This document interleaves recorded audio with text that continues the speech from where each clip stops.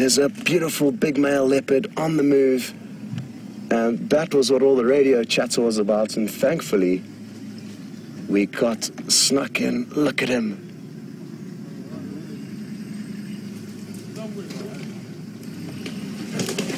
Now, if any of you are joining for the first time, this is Tingana. He's the dominant male leopard here at Arathusa, and we are so lucky to be viewing him in this wonderful golden afternoon sunlight. I haven't seen him for quite a while now, and I'm so happy that we've got this opportunity. It's going to be a little bit tricky. He seems to be moving with purpose, and we're going to have to try our best to keep up with him, which is not easy as he moves through this fairly thick vegetation. I think he is scent marking. I just got a whiff of what smells like buttered popcorn, and when they do scent mark, it's got this incredible smell just like buttered popcorn.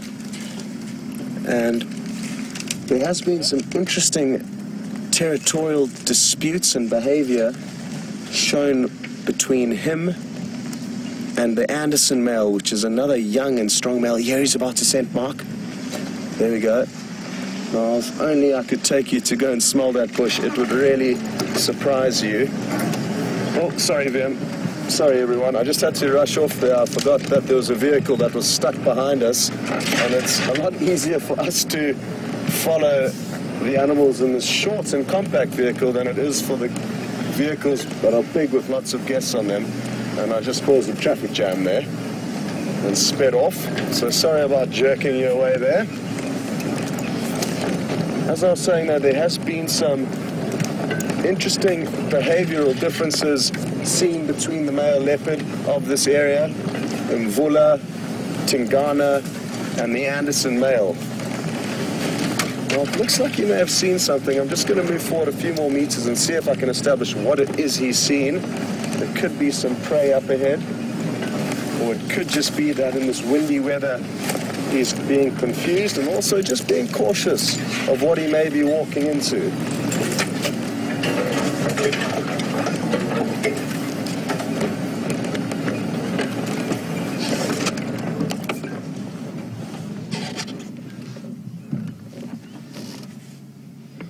Well done to John Boy, Donna, and Christy, who have positively identified him as Tingana. And a lot of our viewers have got to know these leopard individually and can tell them apart from their spots. Not easy, but it certainly can be done. They all have different markings. Isn't it wonderful to be watching him pacing through this terrain in the golden afternoon sunlight? And I must say, VM is doing a great job on staying with him through this very thick bush. There's a beautiful open clearing. You'll notice he's got a large flap of skin dangling from under his neck, and this is very characteristic of big dominant males, and you can see it flap from side to side there.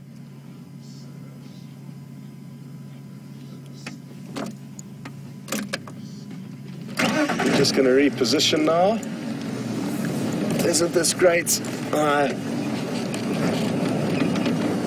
Really didn't expect this to happen this afternoon, but that's the beauty of being out here on safari with us. Nobody knows what we're going to see when we head out on drive, and this is certainly a very, very pleasant surprise. What I'm going to try and do is do a big loop ahead of him so that we can stop and then allow VM to keep an eye on him as he paces past us. There's a termite mound up ahead that I'm guessing he might head to. Just seeing his body language change. Oh, I've got another spot where he might come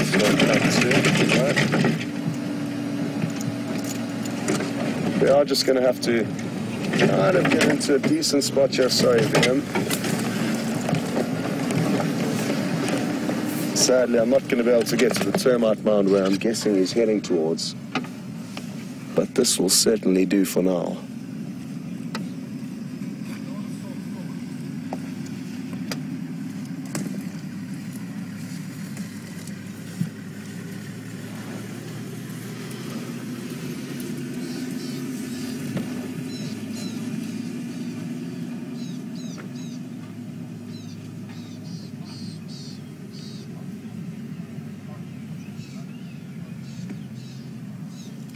absolutely beautiful.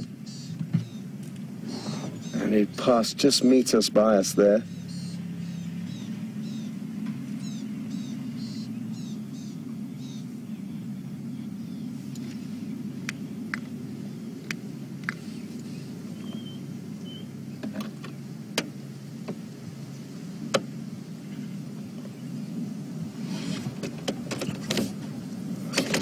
We've got another question from Cecilia, and she's noticed that his skin appears to be quite loose. And you're right, Cecilia, it is a little bit looser than normal, and that simply means he needs a meal. Thanks, Vian.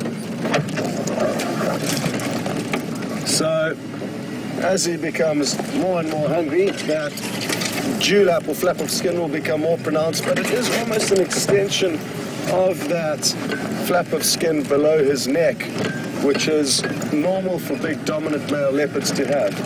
I've just seen him trotting a little bit. He may have seen something. VM also noticed that as I saw him. Thanks, VM. So we're just going to try and see what it is that got his attention.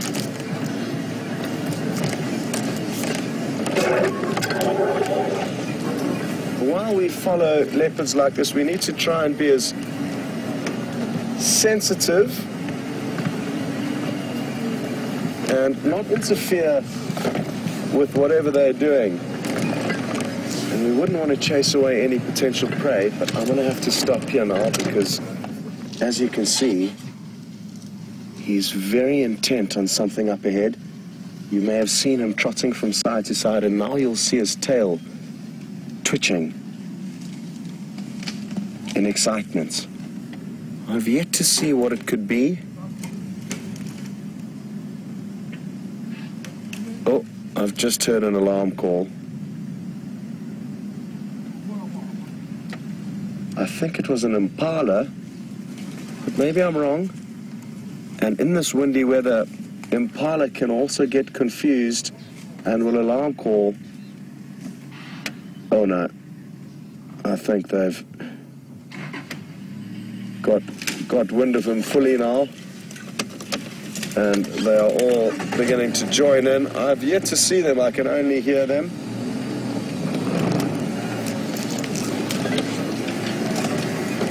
But sadly, that opportunity went begging for him.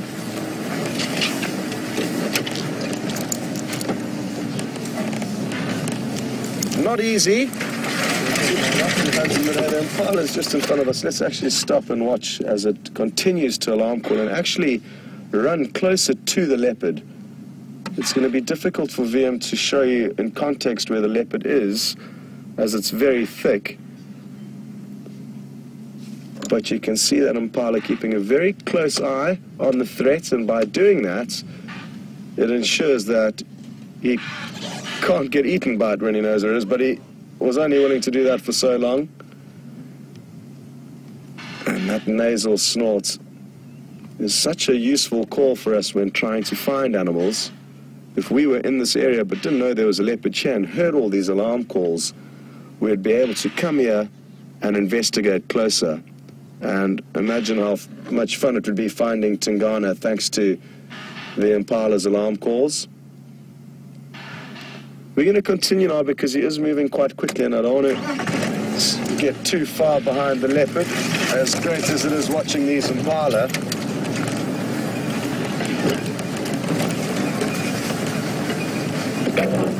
And I think there are also quite a few vehicles who are interested in joining the sighting. So I just want to make sure that we make space when it's fair for another vehicle to join.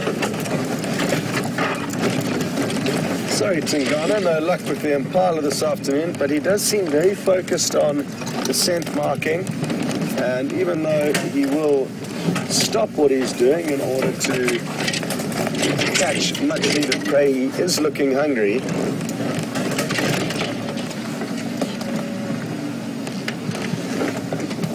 It looks like he may have seen something else now.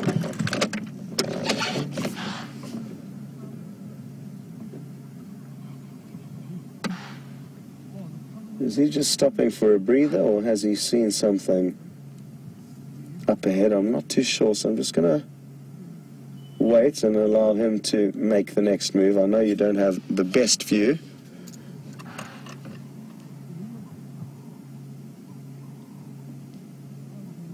It could simply be that he's getting his breath. He has been on the move for quite some time now, moving at quite a pace, and it's easy to lose track of how far they are moving when you're in the comforts of the vehicle.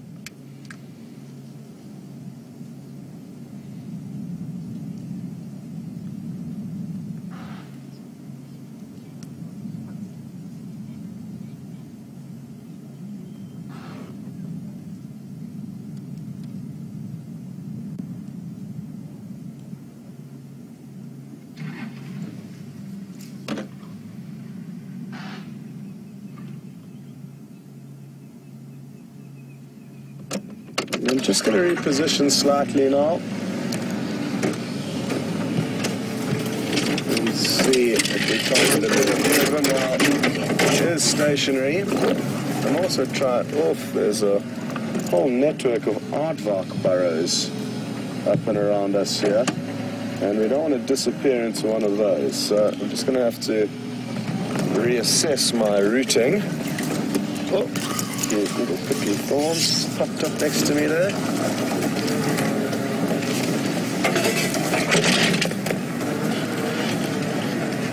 I think he's just having a quick breather. It appears as if he's almost gone to sleep, sitting up.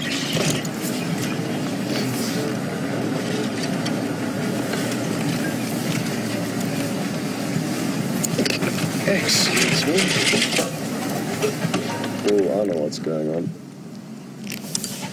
I was very silly and didn't piece together the very simple puzzle here.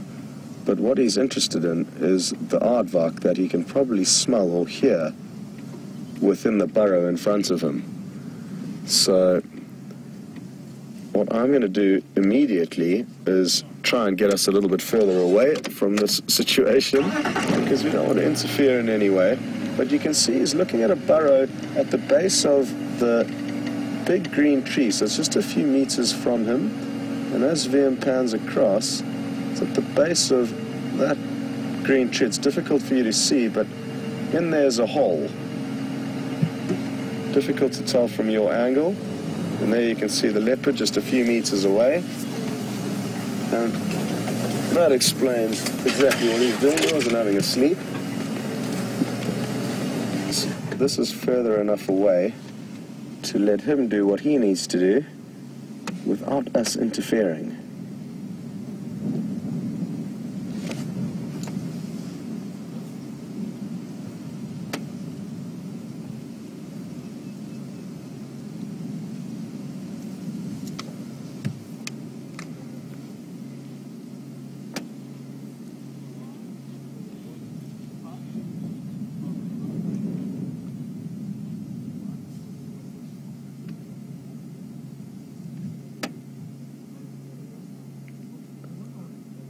Now, like I've just said, he could be sitting here for a very, very long time waiting for this very bizarre animal to pop out of its burrow.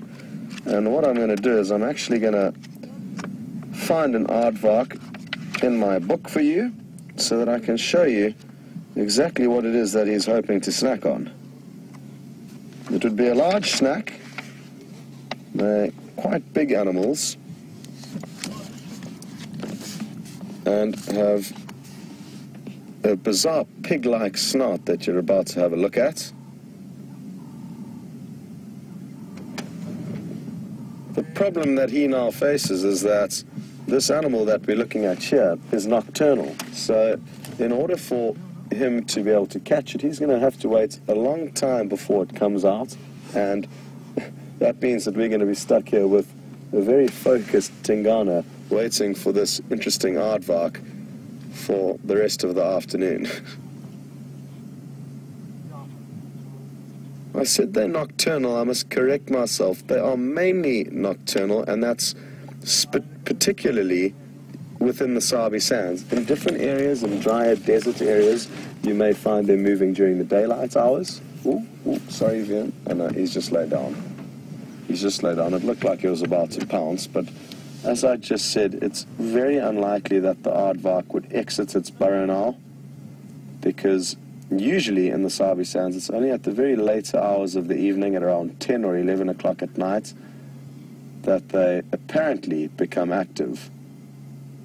The only aardvark I've seen in the Sabi Sands was one that this same leopard had killed. So I've never seen one live running around, and that's after spending a lot of time out here. And I guess, like I say, a lot of the time that I did spend here was during the daylight hours and not in the middle hours of the night when aardvark are most active.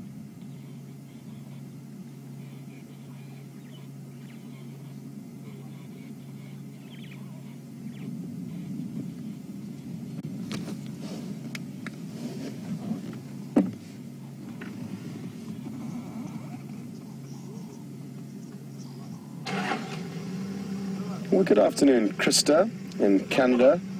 And Krista would like to know whether leopard like to sleep on the ground or in trees. And it really does depend on the individual leopard and its scenario that it's in. Because if they're full-bellied, they would be more comfortable on the ground, whereas if they are empty-stomached, it would be more likely that they would be comfortable in a tree, but they usually are on the ground, Krista, I guess is the short story. If it's very hot, you may find that they will enjoy a cool breeze that they could find up in the branches of a marula tree, and or if they are hiding away from hyena and lion, which may be pestering them. So it does depend on the individual.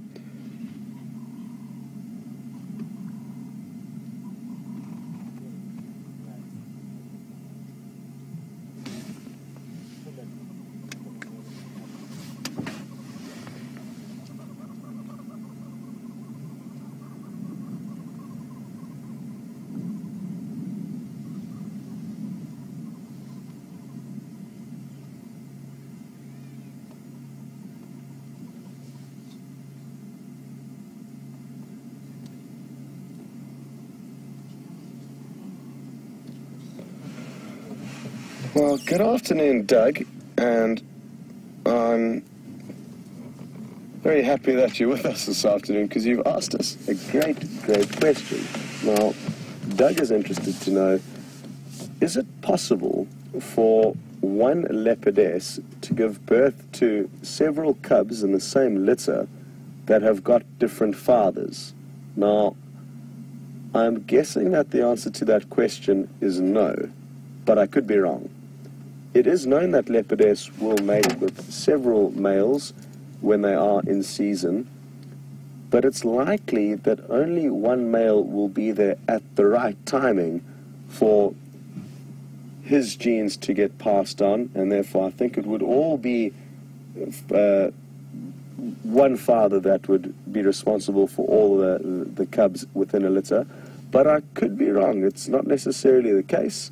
And it really would be interesting if it is possible for two different male leopards to be the fathers of two different cubs from the same litter. It's a great question. It's got me thinking, so thanks for sending it through. And possibly some of you with some access to some research equipment can try and work out whether or not that is possible. But like I said, I don't think it likely that that would be the case.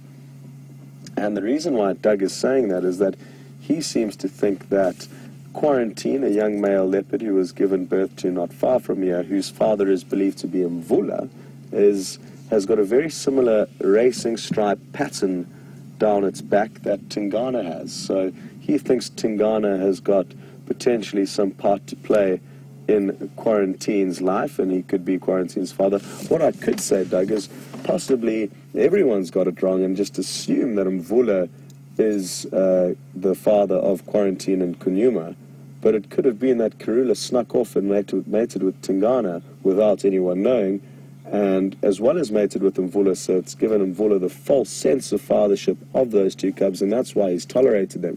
So that is one possible theory that could answer your question that you think Tingana and Quarantine look quite similar. Anyway, let's have a closer look at the leopard just to keep you all in the loop of what's going on there.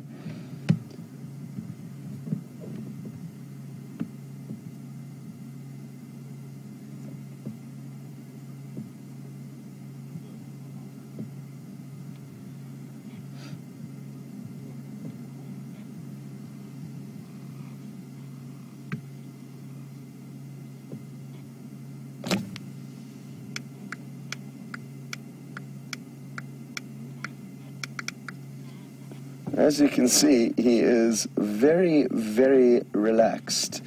And to be a good hunter, sometimes patience is your best weapon.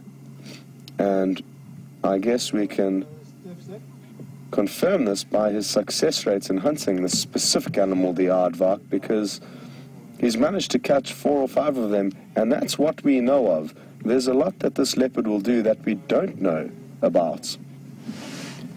And I'm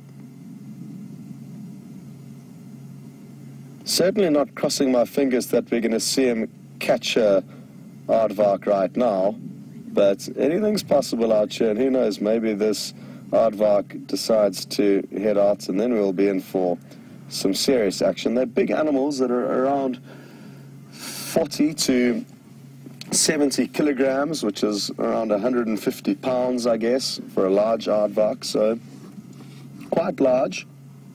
I don't think it's going to put up too much of a fight with Tingana, but it certainly would be a bit of a scuffle.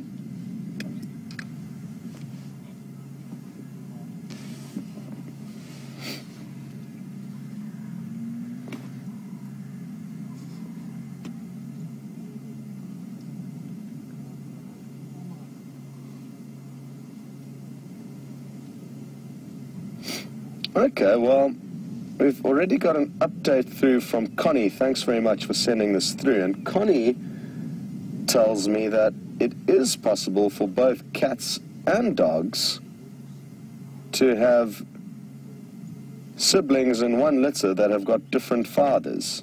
So that's news to me, and thanks very much, Connie. And I guess, Doug, that will therefore prove my guess wrong, and it would probably also be possible for leopards to perform the same thing.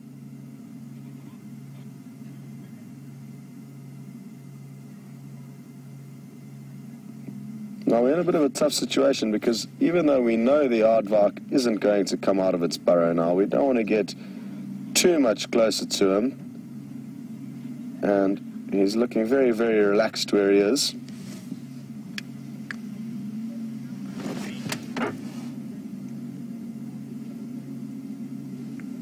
And there's great news because James has found something else that is very interesting and you're all going to enjoy. And there's another vehicle that's just arriving, so we're going to be able to make space, allow them to have a better look, and we'll still hang around you and see if he doesn't do anything. But for the meantime, enjoy James and what he's found you. We'll see you a bit later.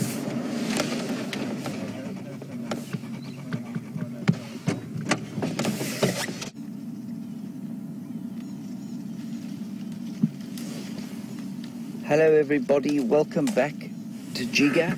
We have been traversing what we thought were the barren wastelands of Djuma until about 5 minutes ago when we happened upon this little herd of elephants. Well, I mean, all you can see is one of them, so it must look particularly little to you. But there are a few of them around the place, probably 3 or 4. And this elephant here, this what looks to be a young bull, who has been scratching his bottom very enthusiastically for the last 5 minutes, was in fact in the close company of a warthog, which I've never seen before. Fascinating to see. So he's just feeding quietly, and there are a few others off to what is basically the right of the screen, and they're all just kind of feeding through the very thick woodland, and they like the thick stuff in this wind, I think.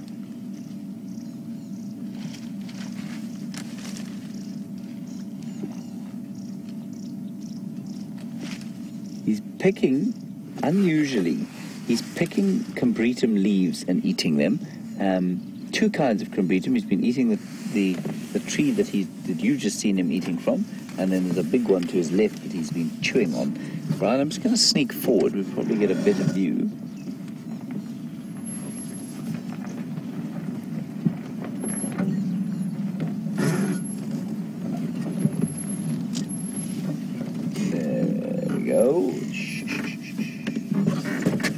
young bull. I'm not sure why he's reacted like that, given that we've been with him for the last 10 minutes or so. So you saw he stuck his head up there and pushed his tail out, and that's their sort of sign that they're irritated and not very happy. But he's settled almost immediately. Look at that. Isn't that brilliant? He's breaking down a buffalo thorn tree. Right, I'm going to try again, sneak forward a little bit here. Just get past this Dicrostacus bush. Come on, Jigger. We'll start the car. Let me get past this bush here. He's basically destroying a Ziziphus tree. For what reason, I can't. I just want to try and see. He seems to be going for some of the roots. Is that right, Brian?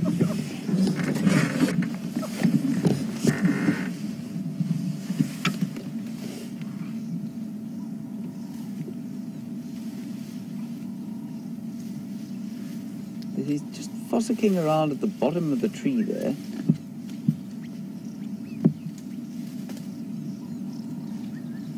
Yeah, he's pulling pieces out of the roots. Isn't that interesting? So what he's done is he's kicked the tree over and he's pulled basically a large piece of it out, and he's now pulling strands, little strips off the roots. Those little bits and pieces. Now let's see him do it again. That's rootstock. So he's pulling out the rootstock. So we had a lovely question earlier today about, I think from Pamela, about what elephants, how they change their diets as the winter progresses. And this elephant is now eating roots, very, carefully selecting for it. Those, the leaves of that tree are pretty nutritious, but the elephant very clearly rejecting them in favor of the rootstock. That's really interesting. He is putting a little bit of very dry straw into his mouth. You won't doubt that he'll eat all of that dirt there. Yeah, rejected.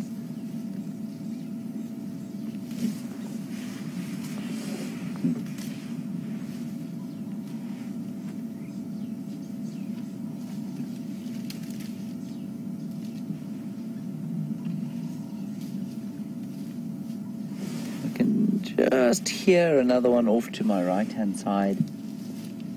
Otherwise, it's pretty quiet in here.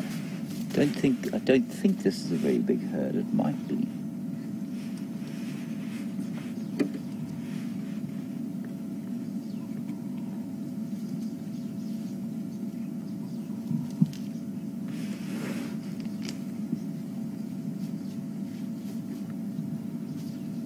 Now he's eating some sort of... He's eating a little bit of grass, which is not usual for this time of year. In summer, if they can, they'll graze almost exclusively.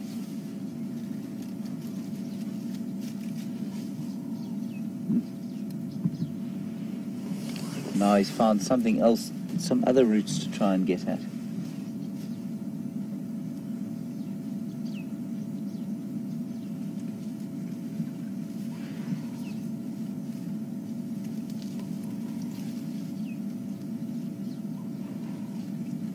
Magnificent little bull, this. He's probably about 17 or 18 years old. Did you hear that?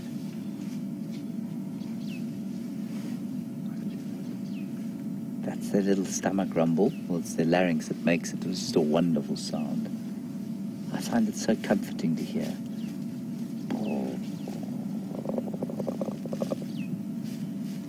Most of that communication is infrasonic. It's too low for our ears to even hear. Such a comforting sound. Sort of travels through your bones.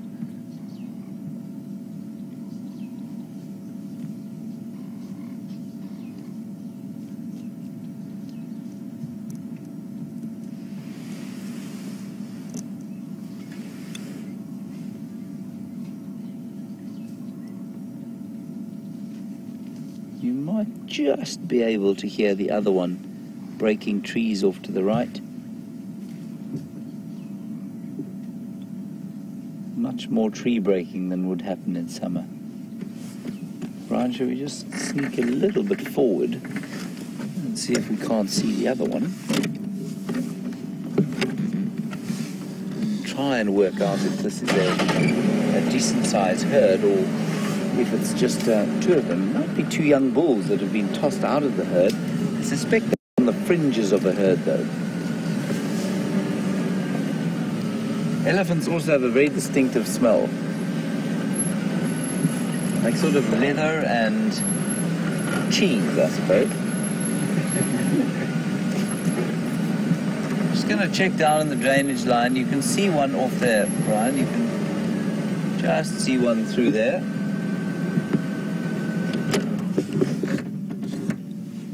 Also another young animal, a bit younger than the other one.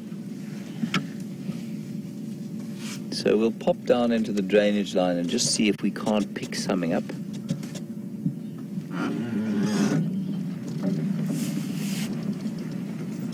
Hello, Rudy in California.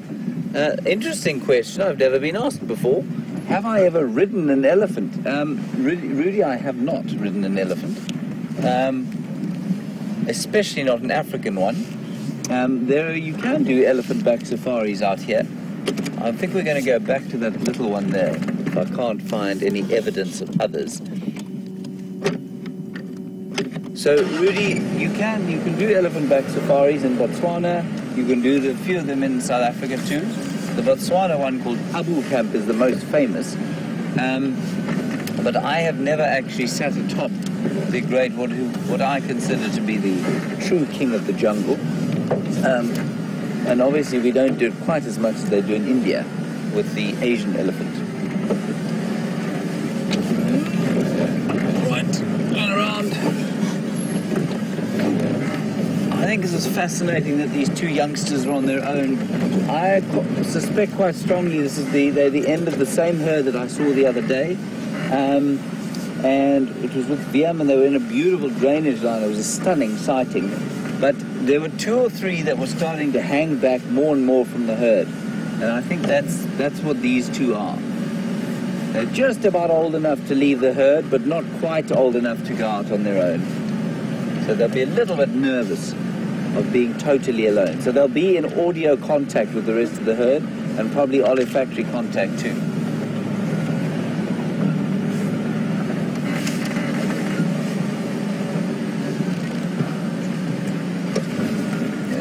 Fella again.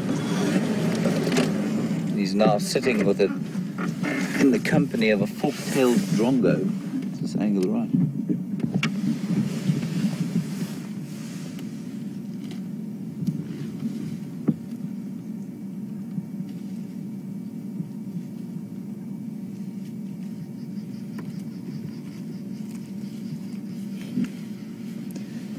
Those drongos are becoming more and more fascinating to me. The other day we were driving along looking for a leopard through the bush, thick bush, and we were followed by 2 or 3 drongos. And at one stage they were less than 2 feet from us, just trying to pick up the bits and pieces that we disturbed driving through the bush. And he'll be having a field day here as the elephant picks up those trees and knocks them, digs up the soil underneath and pulls up the roots.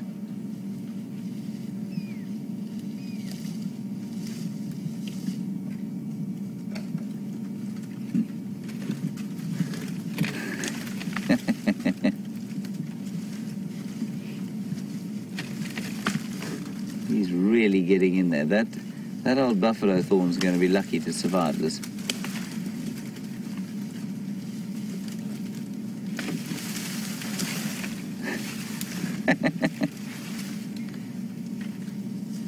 And the thorns on that tree are something else.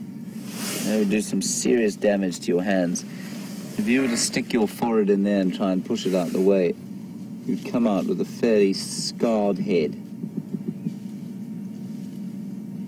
And quite contrary to everything I told Patricia earlier today, sorry, not Patricia, Pamela, he is in fact eating grass. Very dry. I suspect it's probably a bit moister than some of the others because he's pushed it out from under the shade there. So he's very clearly selected for it.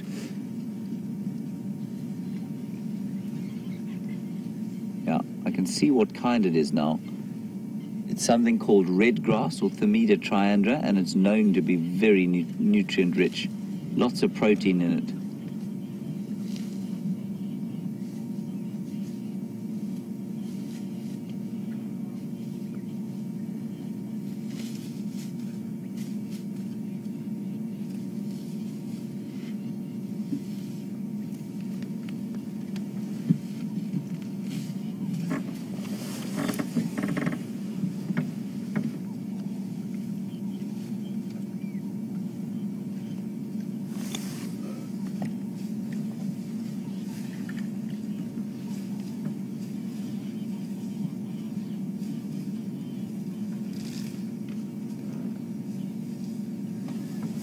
John boy, you want to know, are these the sort of outcast bulls or delinquent bulls? They're not quite delinquent yet. They could become delinquent, I suppose. For anybody who doesn't know, a delinquent bull is basically one that gets out from the herd or is about to leave the herd and starts to become a bit of a bully in the herd, and eventually the matriarch will toss him out because he starts to become a pain. He starts to try and mate with everybody, and he starts to, basically when he has his first must. But almost exactly like a human teenager who starts to throw his weight around when he's trying to find himself. And that's exactly what these elephants do. They don't necessarily become delinquent, because in a natural system like this, there are lots of much older, bigger bulls. And he will be severely sort of disciplined to the point of death sometimes, where if he, for example, if this little elephant comes into a short must, they come into very short musts when they're about 20 years old. If he goes near a female and there's a big bull around, he'll get himself cleaned up. A big bull is probably 1,000 kilograms heavier than that animal we're looking at now. So he could become potentially delinquent, but because of this sort of system of discipline that they have with the big bulls around here, it's highly unlikely.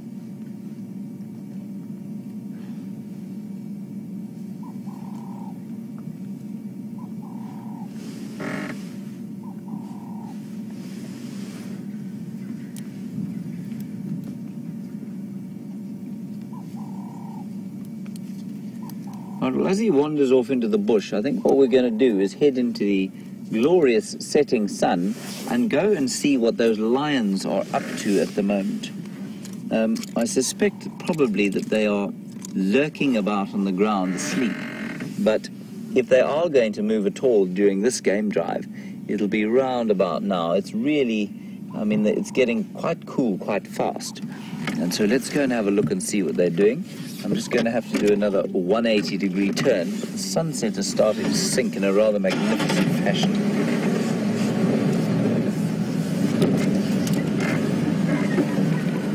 It's interesting, I can't hear the rest of the herd feeding at all, just that one other, which is, it's quite odd. I'm sure the others are in here somewhere.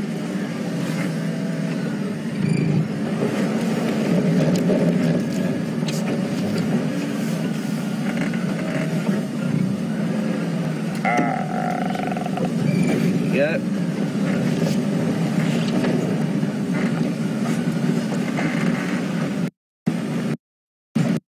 Oh, there we go. Elephant coming across here.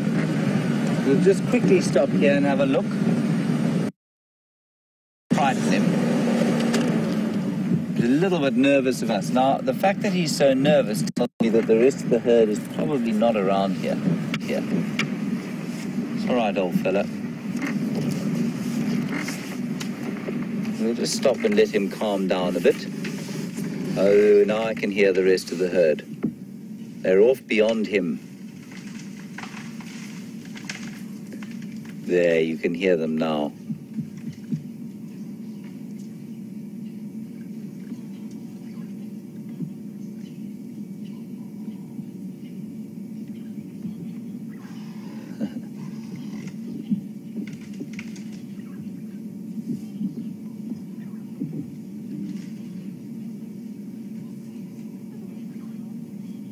Isn't that beautiful?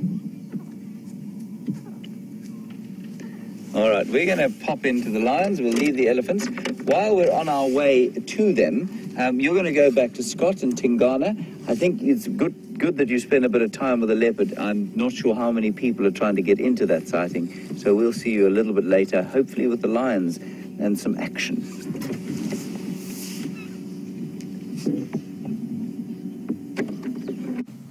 Welcome back, everyone, and what an afternoon it's been. Already we've seen some incredible stuff, and so happy that James managed to find some more elephants. He's managed to find a large herd this morning, as well as the bulls you've been looking at now.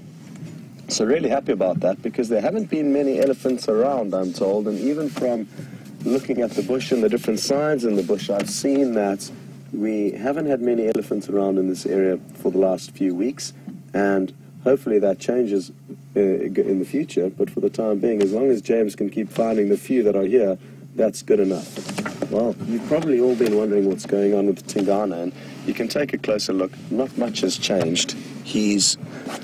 Hasn't moved a muscle other than those controlling his ears, which he twitches from time to time.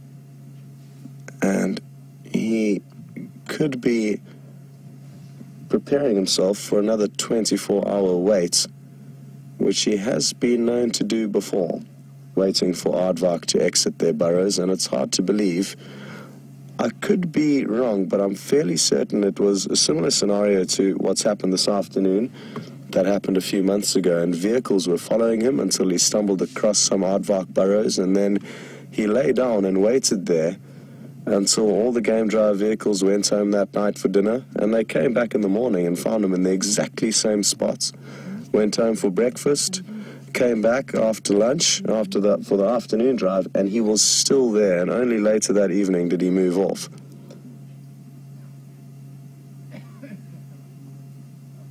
I'm hoping he isn't put through that torture again, and hopefully the aardvark comes barreling out in the next 5 minutes, but it is highly unlikely.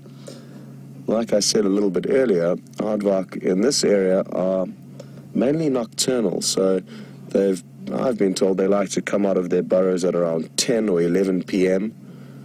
So even this evening he has quite a long wait on the cards.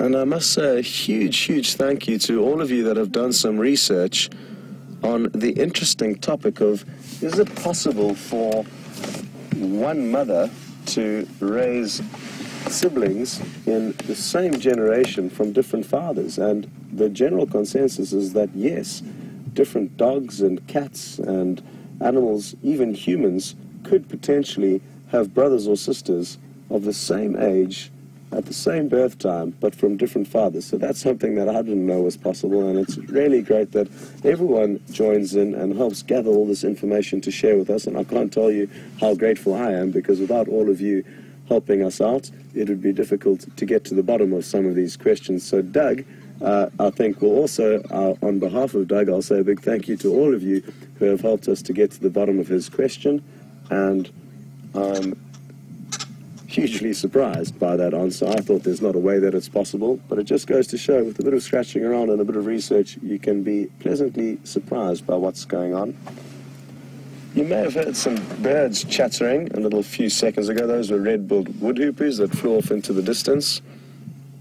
And there's not too much else going on here. The sun is slowly beginning to set over the western horizon, and probably in the next 5 minutes it will be gone. And what a beautiful sky it is out to the west this evening.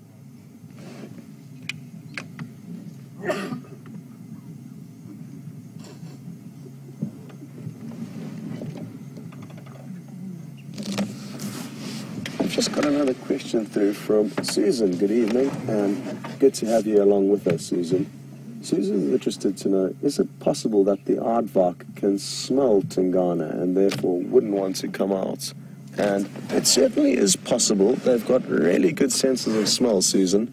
So I'm guessing that there is a chance that it could smell the leopard. But I'm not entirely sure whether I can conclusively say yes, 100% it can. They do have very long snouts that are used to help them smell termites, which are often hidden deep below the ground, and then they use their massive claws to excavate into the termite mounds or burrows in order to feed on them. So they do have very powerful nostrils which help them detect their prey.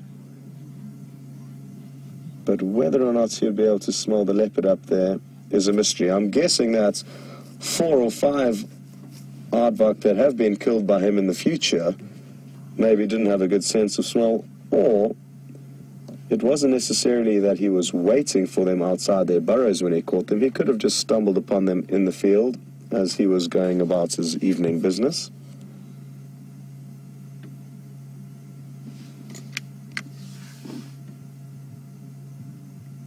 It's incredible to see how he blends in as Wim zooms out. And Marcia's just asked us a question. Good evening, Marcia, and welcome on board with us. Marcia would like to know where exactly is the burrow in relation to where he's sitting now. What I'm going to do is I'm going to show you with my finger. It's just below this green tree over here. You can see a little bit of sand around the edge of the burrow. And the leopard's just a few meters to the left-hand side. But there, Wim's showing you quite clearly the sand which has been excavated from that burrow, and he's only a few meters away. It's not uncommon for leopard, especially male leopard, to lie in wait and ambush for their prey. They'll do the same thing on warthog burrows, which are often on in old termite mounds, and what the leopard will do is it'll lie on top of the termite mound waiting for the warthog to exit in the morning and try its best to pounce on them. I've seen a leopard try on several occasions, but have yet to see a successful takedown using that approach, which just goes to show how quick the warthog bullets out of their burrow every morning.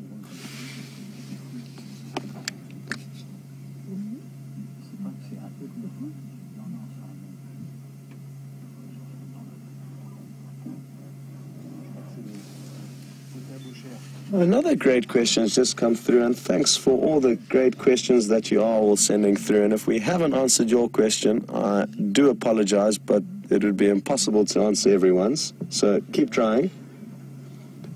Teresa would like to know, are the aardvark's burrows interconnected, or is it just one singular burrow down to where it's waiting? I'm actually not entirely sure, but I'm fairly certain there will be a network of burrows or tunnels that connect all these burrows together. As I was driving through this area initially, I did notice there was a lot more than one burrow. It's going to be difficult to show you, but in this area up ahead of us, there's probably about 5 to 10 different burrows, and I'm fairly certain that there are different tunnels that interconnect them. You may have heard a loud squawking a few seconds ago. That was a lilac-breasted roller that was having an altercation with another lilac-breasted roller. And they've flown off, so we're not going to be able to show them to you, sadly, but they were just in the marula tree above us. Oh, I think he's lifted up his head ever so slightly, so let's take a closer look.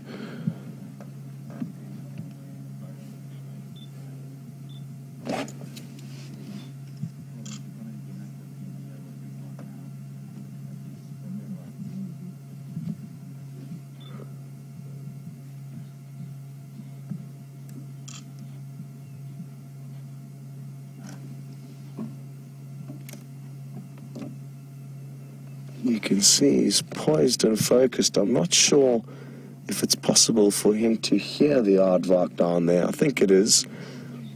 And even though it could be a few meters below the ground, that may be what has got Tingana, this beautiful big male leopard's, attention.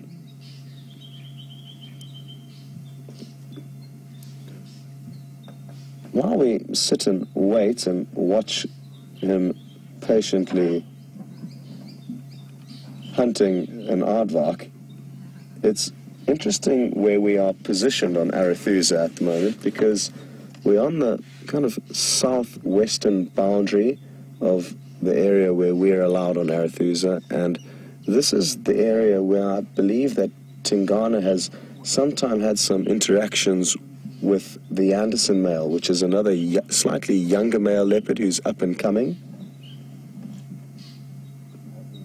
And they've been seen pacing alongside one another, sizing one another up, vocalizing. They haven't come to blows yet, but it certainly could get to that point at any given stage.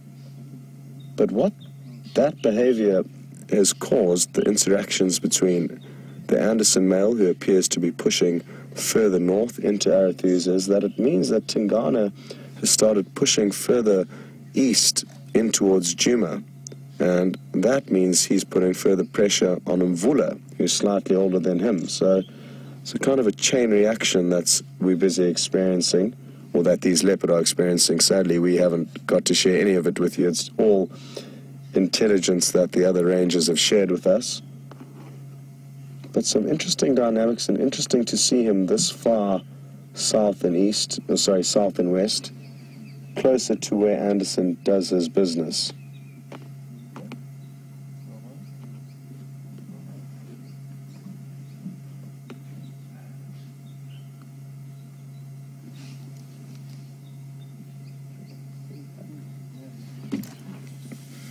Now, as much as I would love to try and position the vehicle a little bit closer for us to get a closer view of him, it's littered with aardvark burrows, and we don't want to interfere or impact on what's going on. And by driving the vehicles much closer, it could mean that we are going to make the aardvark not come out the burrow as early as it maybe would this evening, and that way we'd be disadvantaging Tingana. So we're trying to stand by as far as we can, and all of the vehicles who are in the sighting, and there are another 2 vehicles alongside us here, are all standing by a comfortable distance away, not putting too much pressure, mainly on the aardvark. The leopard doesn't mind about us, thankfully, but we don't want to push the boundaries too much and interfere with what's going on here.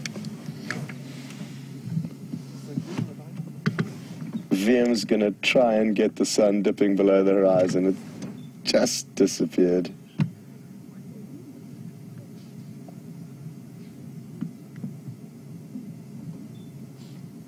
Marianne's just asked an interesting question, and that's whether Tingana can feel the vibrations of the aardvark through the ground.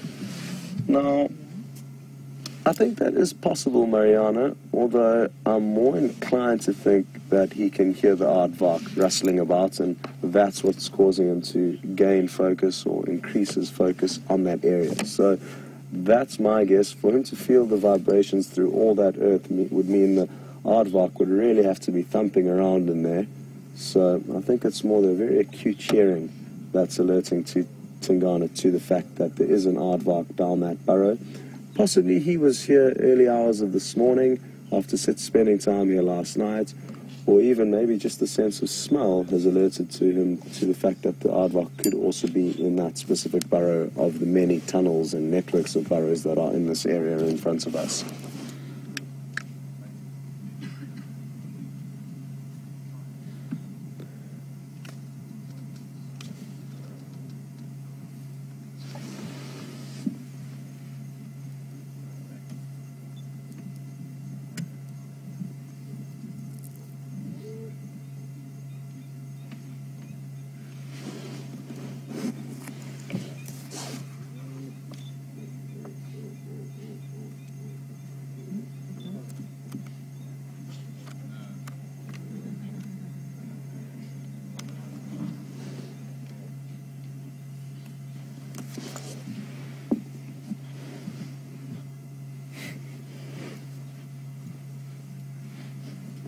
Well, as you can all see, he's still fast asleep and patiently waiting for this aardvark to hopefully come running out of the hole. And we've just got a question from Matty at the Dayton's Children's Hospital. Good to have you with us again, and glad to know that you're watching. Matsy's interested to know whether it's possible that the aardvark would put up a fight and try and stop Tingana from catching it. And that's a very good question, Matty, because the aardvarks are quite big animals, almost a similar weight, not quite as heavy as he is, but nearly as big as he is, and they've got very, very long claws that they use for digging. So they do have some weapons, but sadly I don't think they really use them too much. I think they get such a big fright when the leopard jumps on them that they probably don't fight too much. But then again, I could be wrong. It's very rare for us to see leopards catching aardvark, and I don't think it's ever been filmed before, so there's not too much that's known about that.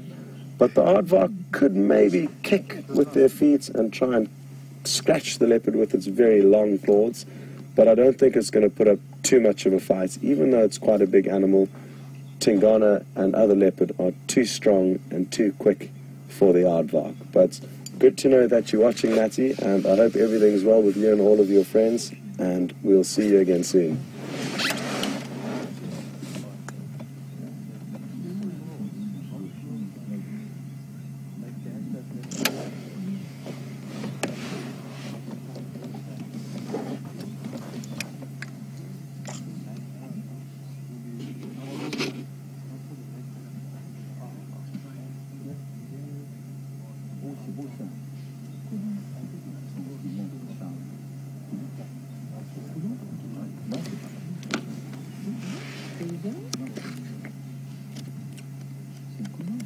Oh, the questions are streaming in, and thank you again for sending them through.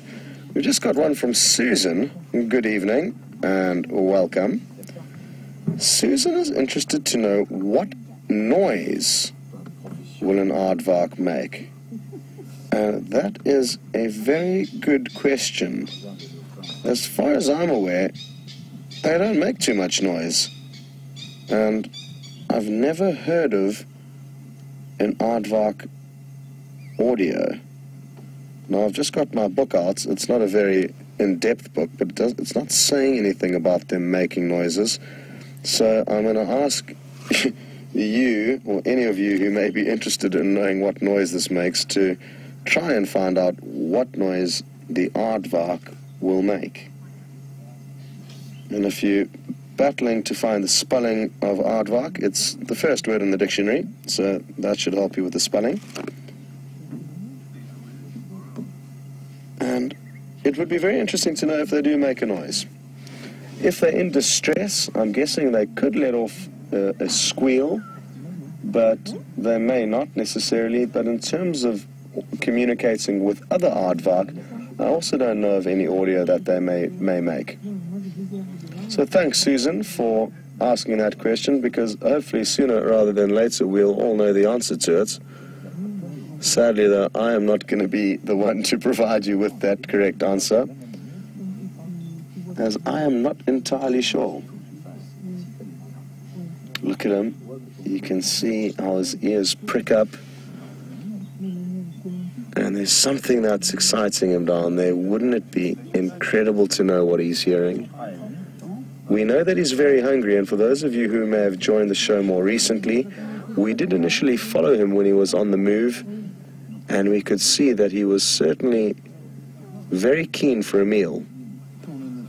And like my father always tells me, the taste of food is relative to your hunger, and because he's looking very hungry, that aardvark must be seeming extra tasty.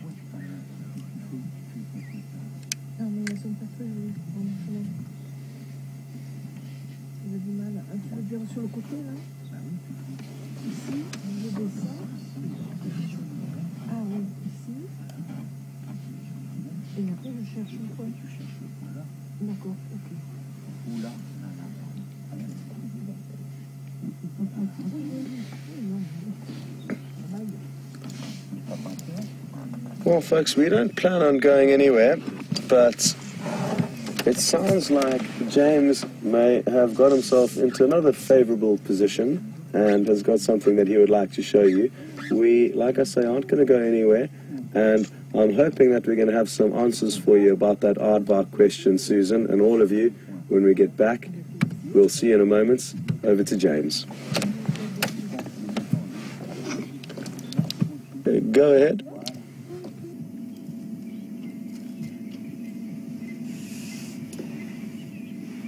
Hello everybody. As you can see, we've come to see how the lions are doing. They're extremely well fed from last night. I suspect they ate something pretty large, perhaps sort of kudu sized. I don't think they'll do a huge amount today, but I thought it was very disrespectful of me not to come and have a little look and see them. They might be doing nothing, but they are still magnificent lions. Look at that. Especially with the autumn colours all around, or winter colours all around. Beautiful.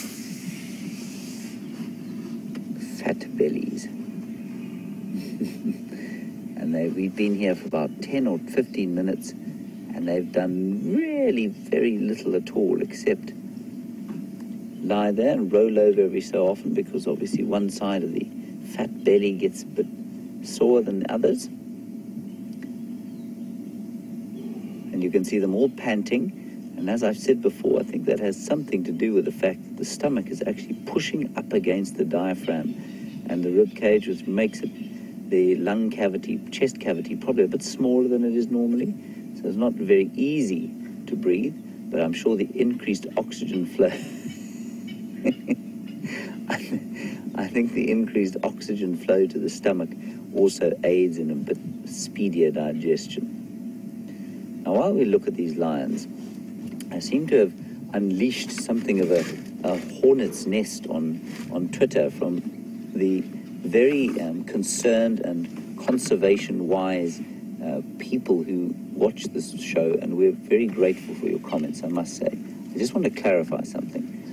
I mentioned that there are operations where you can ride elephants in South Africa. I am not somebody who necessarily agrees with that at all, except in cases where there are orphaned elephants who cannot be reintroduced back into the wild, and where people can have on-foot walking experiences with such elephants. I feel that the conservation benefit probably outweighs the negative thing of having a few elephants in captivity in a large space. So they're not in zoos at all. I'm not an advocate for taking wild elephants into captivity and putting them on and teaching and chaining them up and bringing in a mahout to train them to so you can ride them. I'm really not advocating that for 1 second. And I think that there are some organizations in Zimbabwe and in Zambia, certainly where they have, and Botswana, where they've taken a few orphaned elephants, and the orphans have managed to sort of pay for themselves, if you like, through doing on-foot experiences with people, and the benefits, the healing benefits. We often talk about the healing benefits that horses have on people. The healing benefits that those elephants have had on people have been profound. So, please don't think that I am advocating that people should ride elephants as a matter of course, take them out of the wild and chain them up and have them horribly trained. I'm really not advocating that for 1 second. So I hope I didn't give you that impression. We're going to sit with these lions probably a little bit longer. I don't think they're going to do too much today. But let's just see for a while. It's starting to get pretty chilly, so they may go for a walk later on. But I don't think they're going to do a huge amount. So if Tingana does anything exciting, we'll go straight back to him. But let's just enjoy the company of these magnificent African hunters and the lovely winter colors that are surrounding them.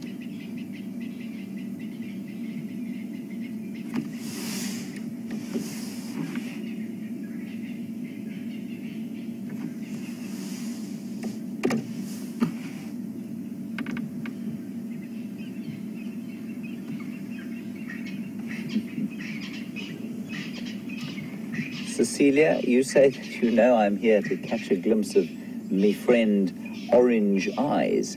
Now, for those of you who don't know, there is a lioness in this group who has got much more orange eyes than the others.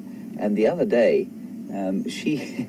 She fetched up about 2 feet from the end of my vehicle and was staring me in the eyes to the extent that I thought, well, I might have to bang on the vehicle just to make her back off a bit. She looked like she might come over for a closer inspection. So I would like to see her. Yes, thank you, Cecilia. She's not the best looking lioness in the group. She's a bit short.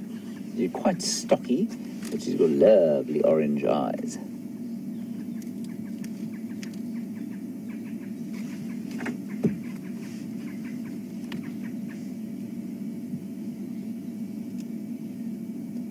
And you can see that spotting. The other day we were chatting about the spots on the cubs and how they will fade. And you can see how some of these lions have maintained some spots.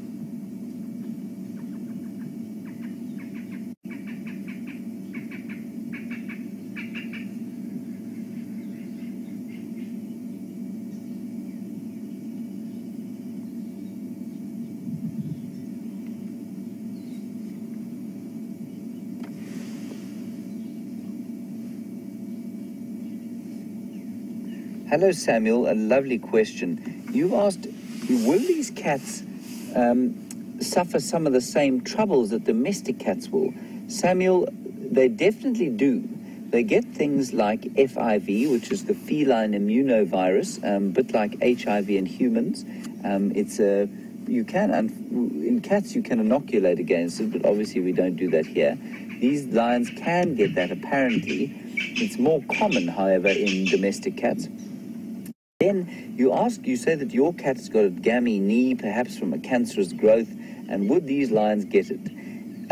Samuel, I think what you'll find is that a lot of these cats, because they're wild, unlike domestic cats, they often have a slightly wider genetic pool. So where cat breeds, for example, Siamese or Burmese or Persian cats, tend to have a fairly narrow genetic pool, which makes them susceptible to diseases like cancers, and it makes them susceptible to joint problems, and they don't live nearly as long, for example, as cats that are even tabby cats or African wild cats who might fall into captivity.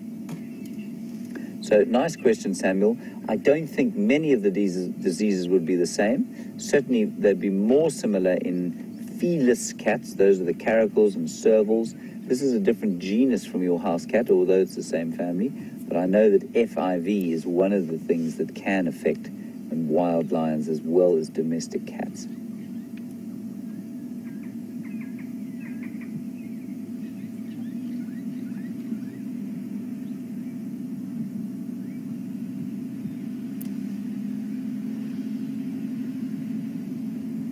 Just feel a chill in the air starting to run down the drainage line that we're in now.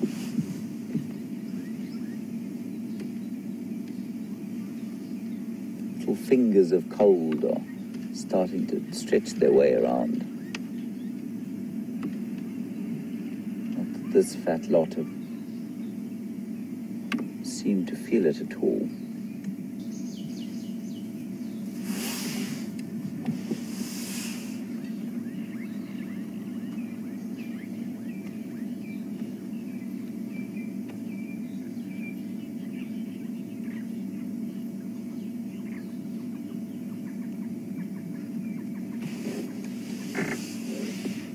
See something there on the chest of that lion. I wonder if it's not an injury.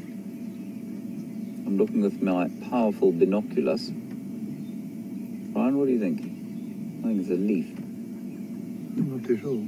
Or some muck. No, it's not an injury. It looks like it's probably actually distressingly a bit of whatever they ate last night that has congealed on the fur. Difficult to get to fur on the chest there.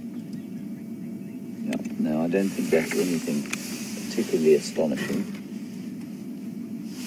So we'll just put on the light and see.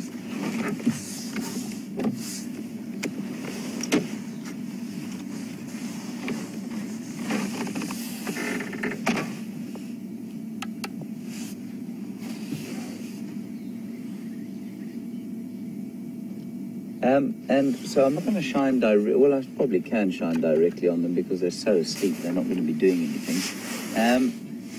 Some of them have got a bit of red around the neck, but mostly I think they've cleaned up pretty well after the hunt last night. Certainly the last time we saw them, they'd just been at a carcass. Well, the last time I saw them, they'd just been at a carcass, and they had red all over them. And they set about cleaning themselves pretty quickly after they went into the shade to rest. And I think these guys have done most of their grooming.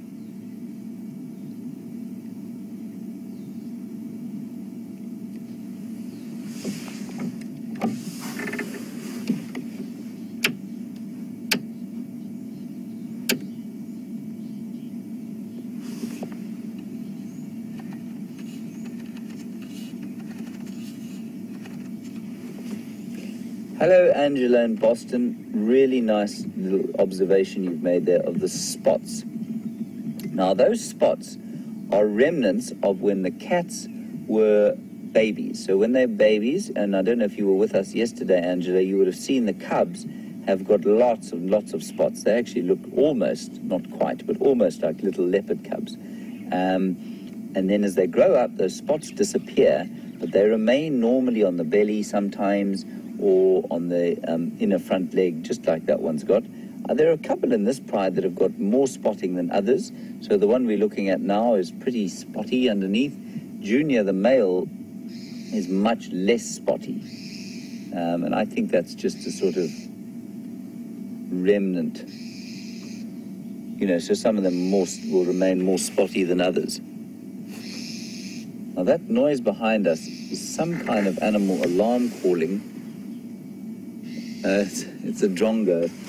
It's a drongo doing a very bad impression of a rattling stickler. So the spots, quite interestingly, are the reason they disappear is that lions are not typically sort of thick bush hunters. So they hunt quite a lot in the long grass and the savannas. And those spots become more of a hindrance when they hunt like that. That's a leaf there that looks like a bit of blood. So it becomes more of a hindrance when you're out in the open, because with the spots there's quite a lot of white and black and contrasting colors which become easy to see for the predators. Now for a leopard, which is much smaller and tends to hunt from very concealed positions and is much shorter than these, so it tends to hunt from more dappled light, the spots remain an advantage. Whereas as a lion gets bigger and they hunt in these big prides that need to move through the kind of tawny grass of the savannas, this is a much better color for them to be.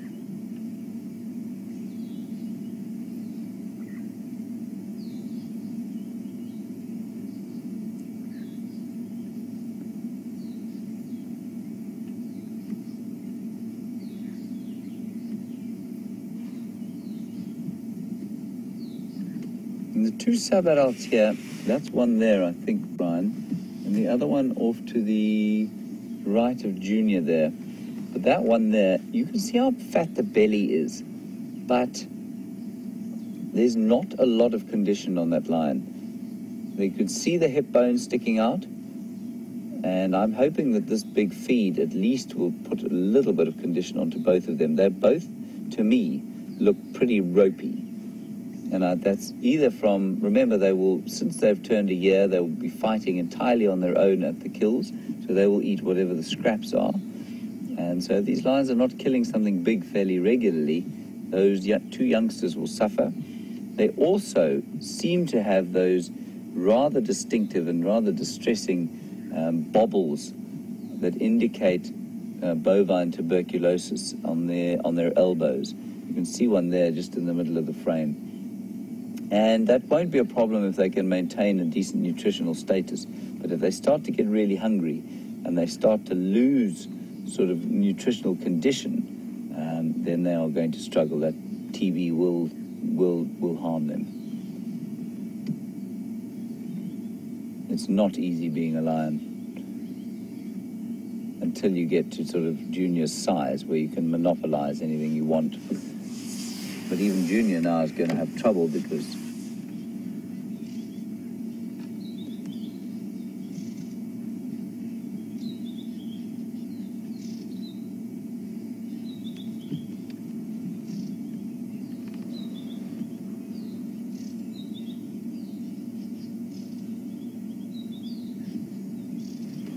hello, Liz, north of Scotland.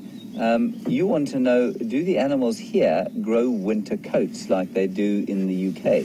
So, Liz, the buffalo certainly don't ever look like a Highland coo, but they do get slightly thicker hair.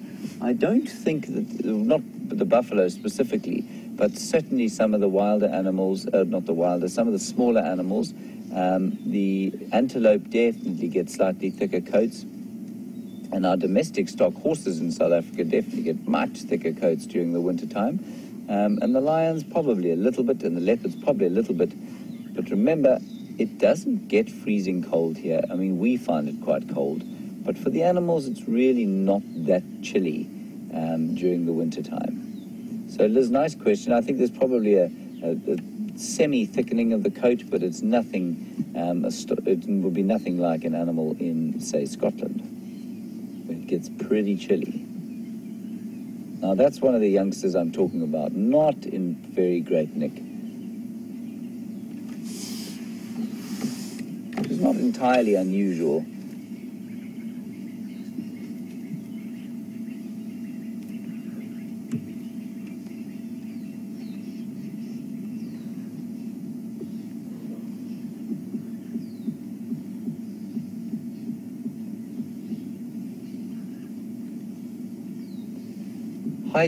Hi, John Boy. A bit of question here on what they ate last night, and has there been any confirmation?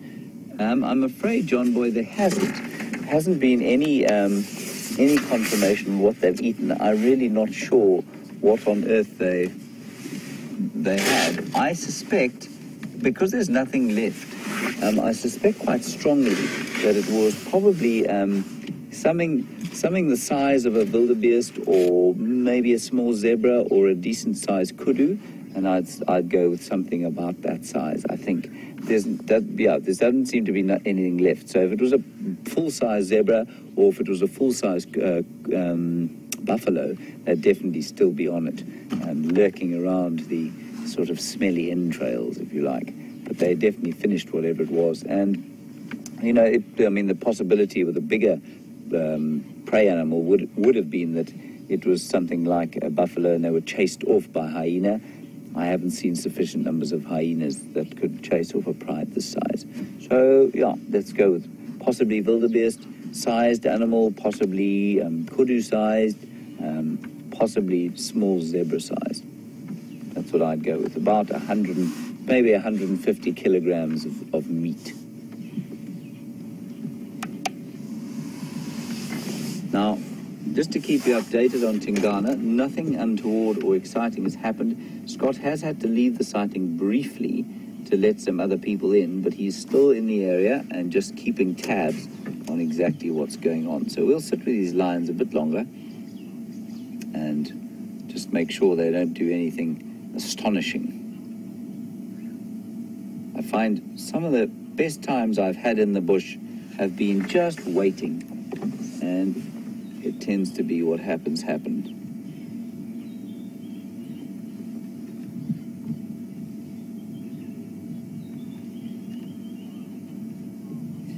Hello, Gracie at Dayton Children's Hospital. Gracie, you want to know if the little lions ate too. Gracie, I'm afraid I don't. They did eat. They definitely ate quite a lot last night, but they don't always eat, Gracie. Sometimes I'm a bit worried that they don't get enough, and that, as you say, Junior eats all the food. And I think Junior does a lot of eating of all the food. You can see he's a very fat lump. That's the youngster we're looking at now, Gracie. And you can see a big fat belly, which is pretty full, but they don't always get to eat so much. And there's fat Junior. Look at him with his big fat belly. He's sleeping very soundly. He's turning into quite a tall lion. He's quite a good-looking chap. And when his beard fills out, I suspect he'll be a fairly magnificent animal.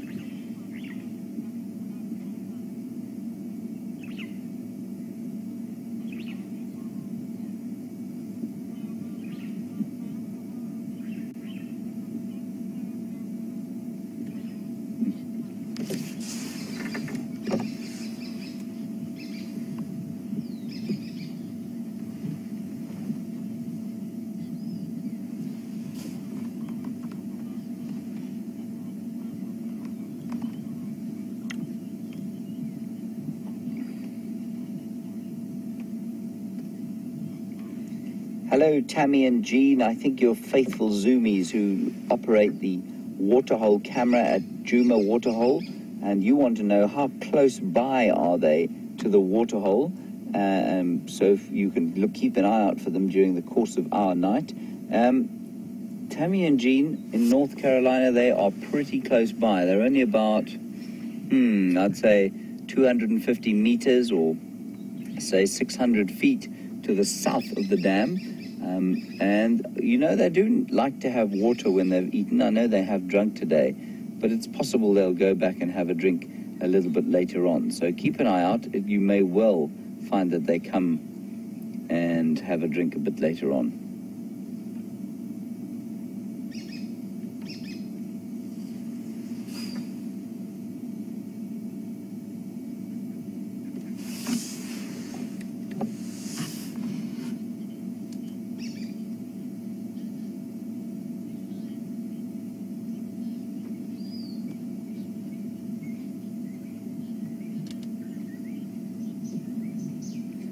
Hello, Dylan. With your auntie Savannah, you're age 10, a budding young naturalist. It's wonderful to have you along. Thank you for your question.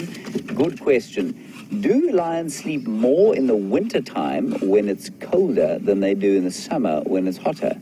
Now, Dylan, what you need to ask yourself is, does getting cool take more energy than getting warm takes? And I think that you'll find that getting cool takes less energy than getting warm. And so what that probably means is that they will sleep more when they need to use a bit more energy. So they probably sleep a little bit more during the winter. It doesn't, remember here that the temperatures don't fluctuate that greatly. And they tend to, I mean, the other factor, of course, Dylan, is that when it's very hot, it's just easier to lie down in the shade.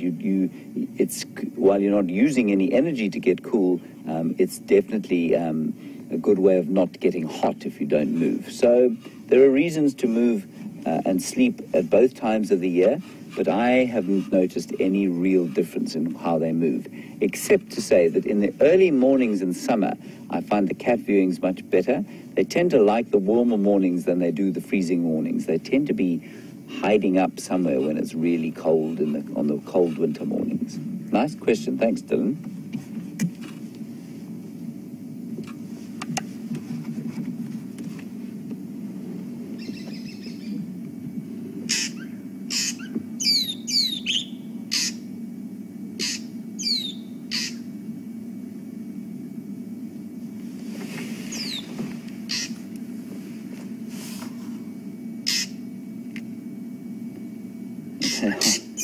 They are so sound asleep. Now what you can hear there is a whole lot of drongos starting to call, and they often call this time of the day.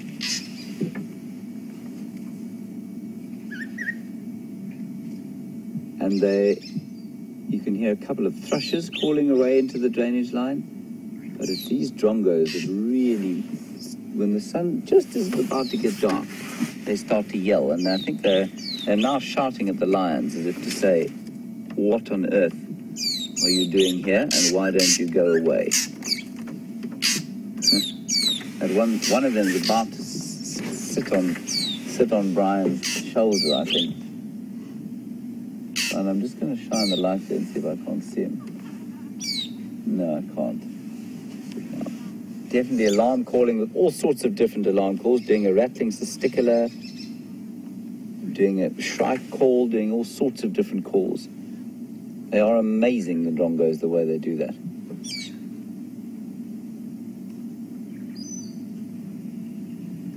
And the other sounds you can hear, a couple of real thrushes, not just the drongos messing them around in the drainage line. And otherwise it's getting pretty quiet out here.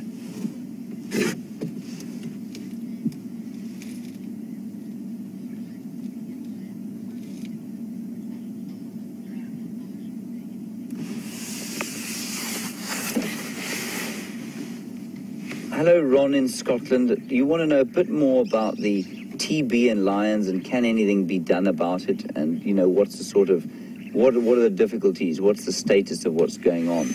Ron, for many years now, there's been a lot of fear about what TB was doing to lions and how the lion populations of the Kruger National Park were going to crash, and there was great terror and wailing and gnashing of teeth.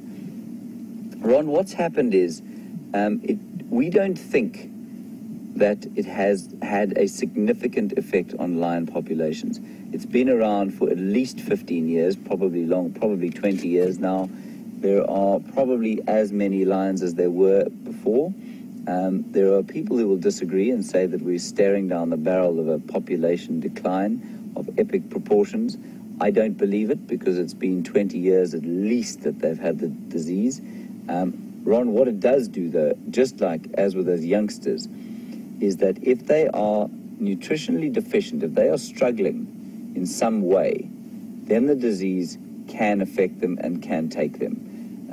I think it maybe knocks maybe a year off the top end of their lives, but I don't believe that it has a significant effect on the lion numbers at the moment. So, Ron, and is there anything we can do about it? There isn't really, you know. I mean, there's no... I think you can probably vaccinate some of the buffalo outside of this zone, but there's so many buffalo and so many lions in the Kruger. I mean, it's essentially an open system. Then that to be able to do anything about it, other than research it and make sure that it isn't actually creating a major issue, would be almost impossible. So, for example, if you did try and run an inoculation program, you'd have to get every single one in the... sorry, just hold on, I've got a major radio call going on here. So, basically you'd have to inoculate every single one in the whole Kruger Park in order to rid them of it. And that would be almost impossible, because, you know, if you missed one, they would then become the carrier for the whole new next explosion. And then with the buffalo, the only thing you could do would be to cull them all. And that's not an option, because there are more than sort of 17,000 of them in the Kruger Park. And it's just not necessary. We don't think it's having as much of an effect on them as a lot of people have said. Thanks, Ron. It is a difficult one, and there's still lots of ongoing research.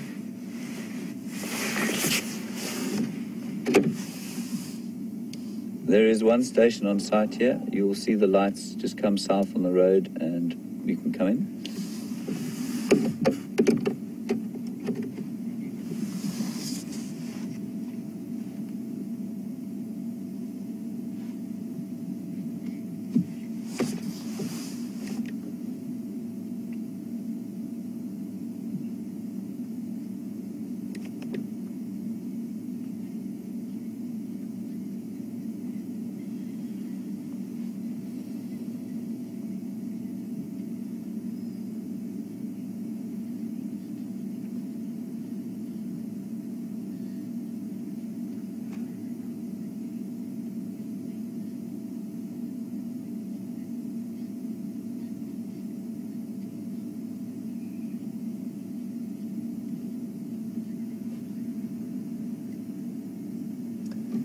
I know that a lot of you are very concerned about a Manuletti lioness that was put down the other day, and you've made comments about you know, do we, or ask questions about, do we interfere with nature, and what was the story and what are the circumstances under which that happened?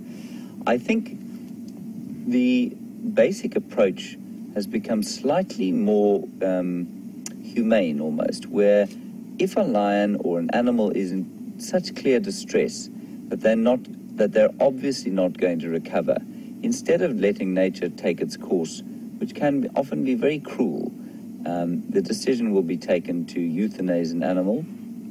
And in that case, I believe the Manuleti female lion's back had been broken, unlike Junior's, which is in fine fettle after his meal last night. And so the kindest thing to do was to euthanize her. You can't fix an injury like that. And remember, often, we probably won't film that, that'll be disgusting. Remember that the difficulty is that with these lions, so for example, let's say we found one of these lions here with an injury that we could fix. If we took them out, we could dart them and we could take them. Good heavens, that's, I'm afraid something has not agreed with Junior's bowels last night, and he's in some spot of bother just to the right of us. I suspect we're going to be enveloped in an acidic cloud fairly soon. Just remember that let's pretend the lionesses we've been looking at have got injured, we could dart them, we could take a lioness out of commission, if you like. We could take her away and put her in a veterinary or rehabilitation center, but to put her back into the wild then would be almost impossible. So it's really quite crucial that I think we have to limit our interaction. From my personal point of view is that if it's an endangered animal, we should do everything we can to try and solve the problem and reintroduce him to the wild. So certainly with cheetah and wild dogs, that's what I would do. If it's something like a leopard, maybe also try something like that. Lions, the chances of reintroduction to the wild, even with leopards, are so small that your choice is either you euthanize, either you let nature take its course, or you put them into a rehabilitation center, which is, maybe it has its merits, and sometimes it would be kinder just to put them down. So to my mind, the most kind thing to do is to, if an animal is beyond help, is to just put them down. We're going to go across to Scott. I think he's still with the leopard, I'm not sure, and we may or may not see you later, but it's been a wonderful lion sighting, and thank you for all your questions.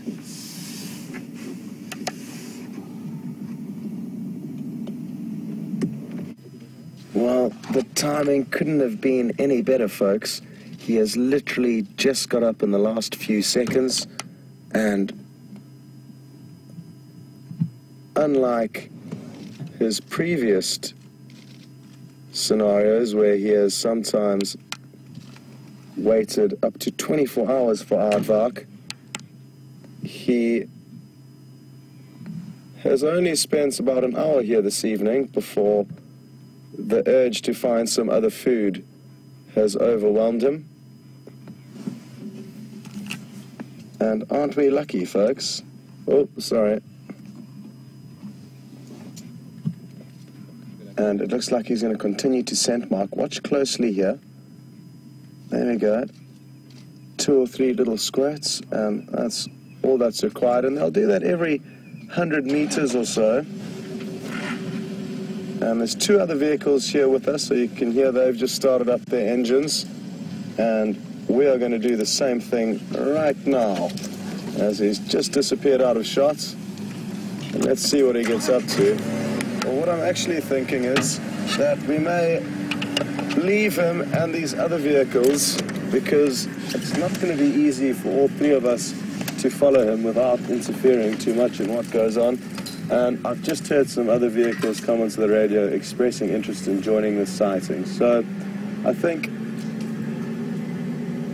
let's just see what happens. Maybe we can try and spend a bit longer. No, the second vehicle's also planning on staying along with them. So with the short time that we've got left, I don't think it is going to be worth our while continuing following him. But let's just see what happens. We may get another glimpse, but I'm guessing that we will not. what an afternoon it's been, an afternoon filled with big cats. And it's not always like that, so if it's your first SafariLive experience, you chose a good day to start. Not only the Nkuhuma pride that James has been spending time with, but also this beautiful big male leopard. And like I say, it's one of my favorite things, spending time with leopard, especially the big males. And earlier on, we were lucky enough to even follow him on the move. Just going to get on the radio and let the guys know that I am going to make space, because we have spent longer than your general period of time that you would normally spend with the leopard. And it looks like they may have... Oh no, he's still in the road. The vehicle's just trying to loop ahead to get his guests some frontal views. So we'll have one last view of him. Just going to switch. Oh, we've caught him at an inopportune moment here, as he is currently having a little loo break. But that's all part of the adventure here.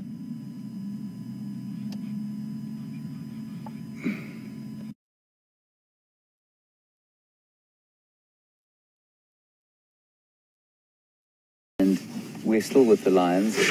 I think you're live. And as you can see, they are, in fact, still totally recumbent on the floor.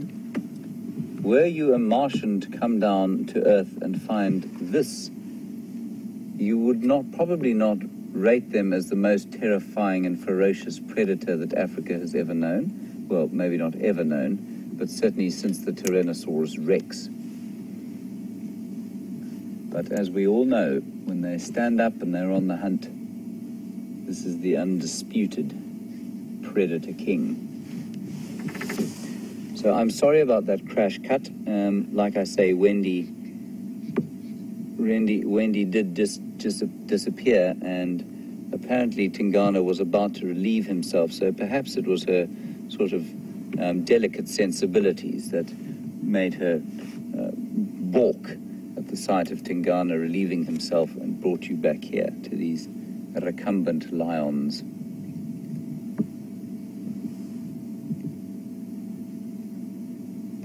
Trying to follow Brian's lens here with the spotlight.